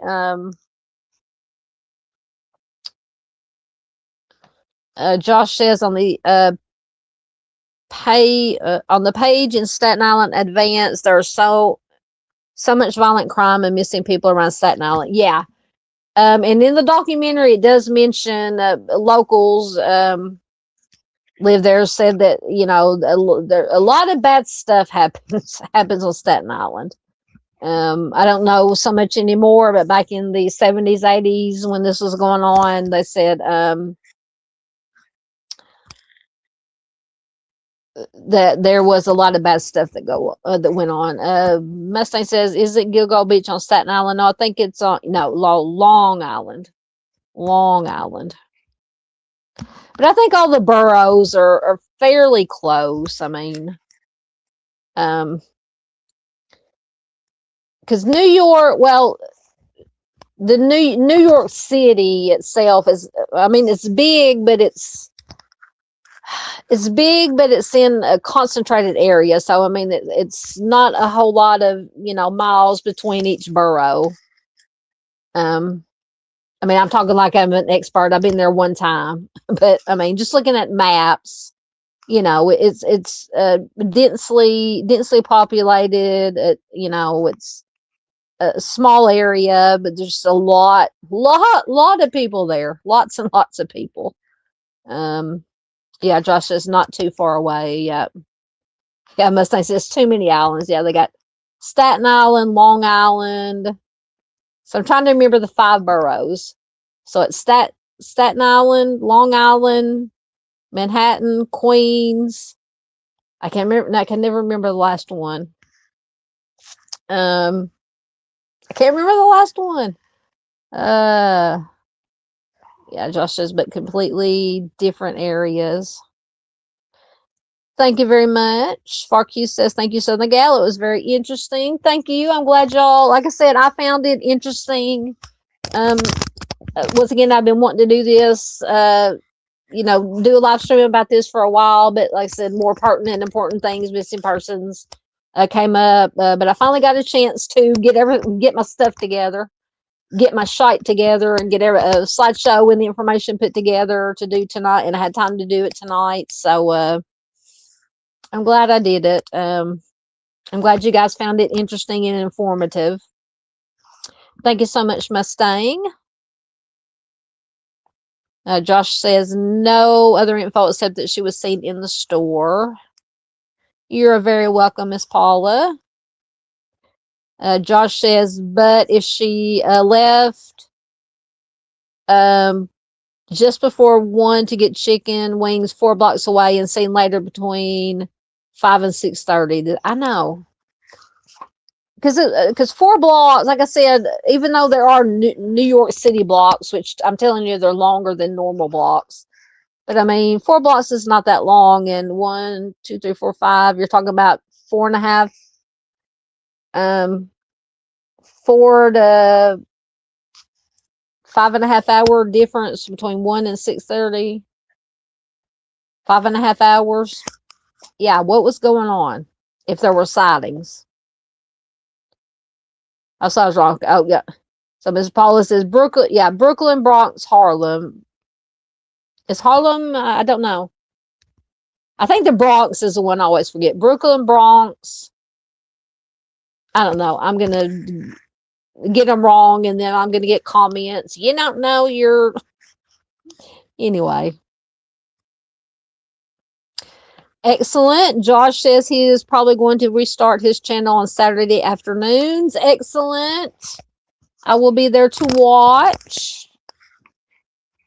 And hopefully you'll be... I can get asked back to be a guest. No pressure. No pressure. But I had such a good time, and when I was on with Josh, one of his live streams, discussing missing persons, and honored, obviously, that he invited me to be on. So we appreciate Josh, but until he got back going again, once again, go to his channel, watch all the live streams and stuff that he's already done. Fantastic stuff. Josh says he's been to Staten Island. The blocks are more normal than New York City. Yeah, like I said, we stayed in the motel we stayed in was in Midtown Manhattan, so that was most of the places, because that's where we went to Rockefeller Center. We went to the Rocket, wherever it is the Rockettes perform. What is it called? Is it Radio City Music Hall? Yeah, Radio City Music Hall. We got to see the Rockettes Christmas show. We went to a thing called Top of the Rock, is a building. We had to, I'm telling you, we walked a city mile. I understand now what they say about a city mile and a country mile. A city mile is a lot longer than a country mile. But it was called Top of the Rock, but you went up, I think 63 stories or 66 stories, and they had windows where you could look out over the city, and then you could go outside and look out, which I'm terrified of heights, but actually wasn't that bad. I actually did go out to the terrace because I had very high plexiglass, so I knew I couldn't fall. I just completely lost my train of thought, but yeah.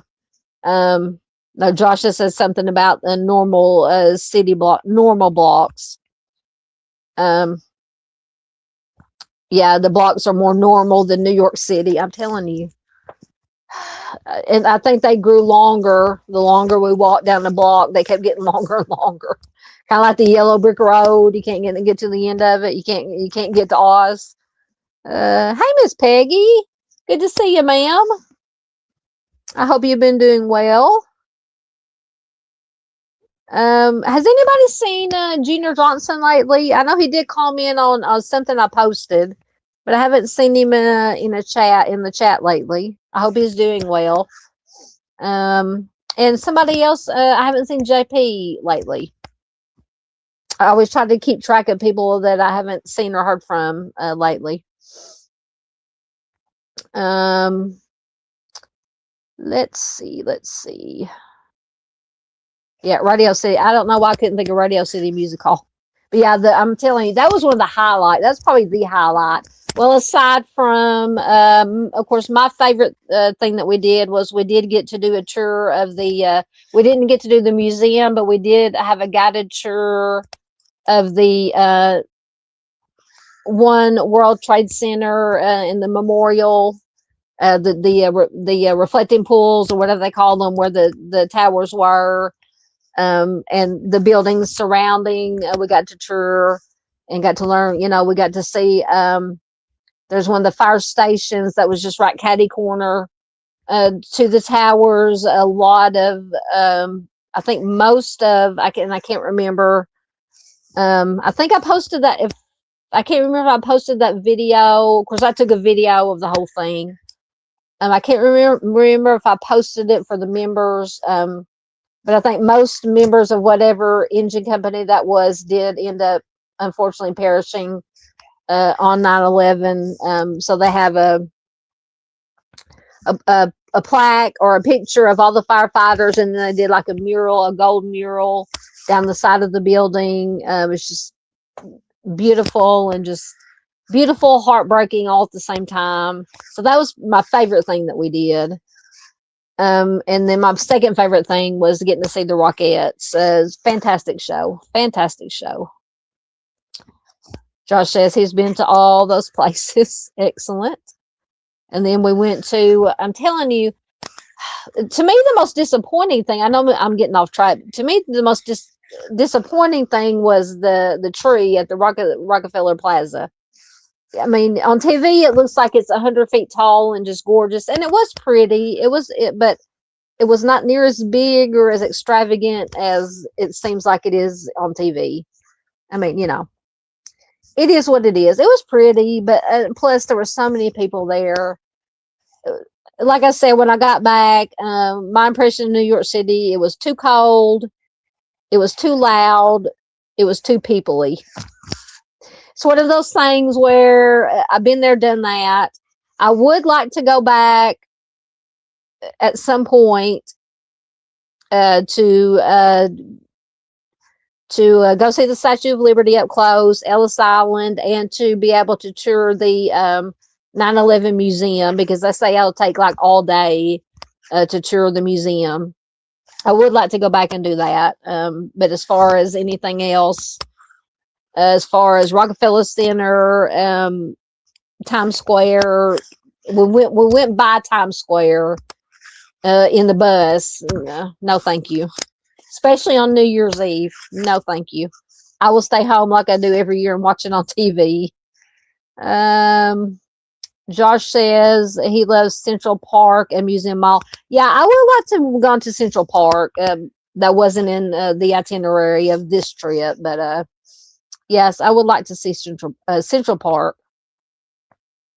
As Paula says, Central Park is beautiful. Yes, I bet it is. Josh says he hasn't seen Junior in so long. Yeah, I know. He commented, like I said, he commented on either one of my videos that I posted this week or one of my missing person posts that I posted. He did comment on it. So I know he's around, but I just haven't seen him in any chats lately. Yeah, I haven't seen Arctic lately either. I've tried to get in touch with him, but he hasn't answered me, so I don't know. I know he was having some health problems, but so I don't know what's going on with him. I hope he's doing okay. Where were you at, Paula? Paula said I was there once. Oh no, did you have a I know you Far wasn't talking to me, but she said I'm doing okay. They picked up Boo today for cremation. I get her back next Thursday. Oh, did you have a pet? Did you lose a fur baby? Oh my goodness, I'm so sorry. Oh, it's so hard. Yeah, Josh talking about the tree says some years the tree is extra and others not so much. I guess this year was one of the not so much years because, like I said, it just didn't, you know, it didn't impress me a whole lot. Oh no, Josh says oddly every time I go to the 911 or 9/11 museum, something dramatic happens and I can't go. Oh my goodness. Yeah, I really wanted to do that. Like I said, hopefully one day I'll win the lottery or something, and we can grab Echoes. Echoes is always a very good tour guide, no matter where we go. Grab him, and he's not afraid to walk around and find stuff, because I do really want to go to the 9/11 museum.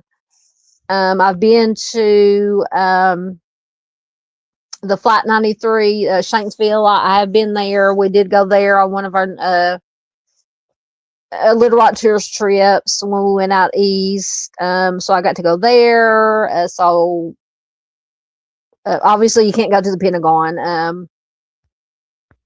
I did, like I said, we did get to see the One World Trade Center and the reflecting pools, or the infinite pools. I think that's what they're called. But I do want to do the museum. I've been to the Oklahoma City Memorial. I've been there. So not to get morbid or bring things down, but you know. Oh, so you did lose a fur baby. I'm so sorry, Far. Thoughts, prayers, and good vibes going out to you. Far says I lost her to cancer. She was almost 12. Was it a doggy or a kitty? Or another critter? Far says I did palliative care her last weeks, which I'm so glad I did. Absolutely. Yeah. Absolutely. Yeah. With things like that, something that's okay, a doggy, so, you know, something like that that's terminal. I mean, the best thing you can do is you know, just make them comfortable, let them know you're there, that you love them, that it's okay for them to go, because you know, you never want your fur baby to be in pain. Yes, Josh says sending love from Texas. Absolutely. Absolutely. All right, I think that was oh, I forgot that slideshow, but that was just, I think this slide is just when Mr. Ram was arrested. Yep. Yep, that's just when he was arrested. Probably for the either Holly Hughes or Jennifer. I think that was Jennifer Schweiger. All right, I'm gonna quit running my mouth. We're getting my mouth. I just have one mouth. Oh Lordy.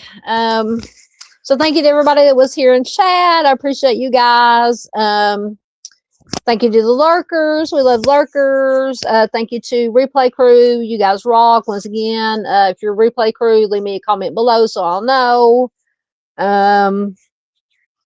Once again, thank you to Far for continuing to be a member. Thank you to Miss Far for gifting a Southern Gal membership that Butterfly Kisses received. Thank you to Gibbo for the 99 super sticker. I appreciate it so very much. It goes right back into the channel, mostly to pay for StreamYard, as I always say. So I'm trying to think. This will probably be the last live stream I do until this coming Monday for our Missing Person Monday for this coming week, and I believe we are doing Delaware. So I'll have to pick a city. If anybody has any suggestions for a city in Delaware to feature missing persons from, you can leave a comment on this live stream or any live stream or video. I always look at my comments. But I believe it's Delaware because we did Connecticut this week. We're trying to go in alphabetical order. I will have, I do have pre-recorded videos that I'll be uploading. I'll probably have one uploaded that will upload Friday. I'll try to get one to upload Saturday. And then, like I said, this weekend, once again, I'm going to do nothing but watch football. Thank you so much, Josh. Josh sent $1.99 super sticker. Thank you, my friends. So another moo goes in the pack.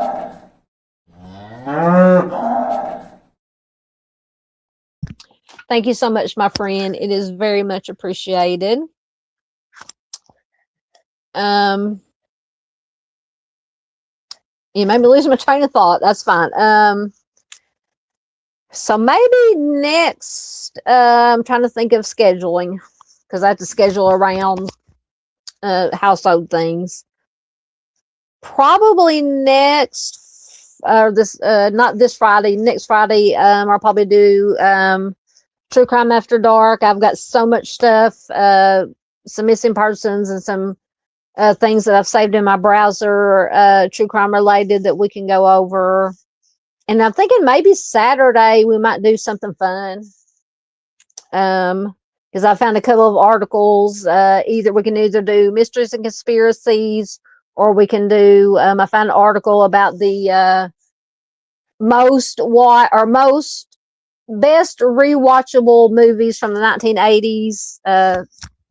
So we may do that Saturday. Well, no, it depends on what ball games are on Saturday. So we might have to take a rain check on that one. But hopefully Friday we can do a true crime after dark and talk about some missing persons and some updates in some cases. I found some articles of some cold cases that have been solved here lately. So anyway, we'll get it figured out. I'll get it figured out. Thank you. Mustang, thank you for Q once again. Thank you, Josh. Thank you, everybody. Oh, you do. Josh says, I wish I could do as much content as you do. Hey, it is not quantity, it is quality. It is quality. And the content that you do is quality, my friend. Quality. I'm hoping that mine is quality too. I mean, you guys are the judge of that. Farq says that sounds like fun depending on games. Yeah, like I said, when I said Saturday, I'll have to look and see. I know there are NFL games on, because the only college game that's left is a championship, and it's the 19th, I believe, which is a Monday.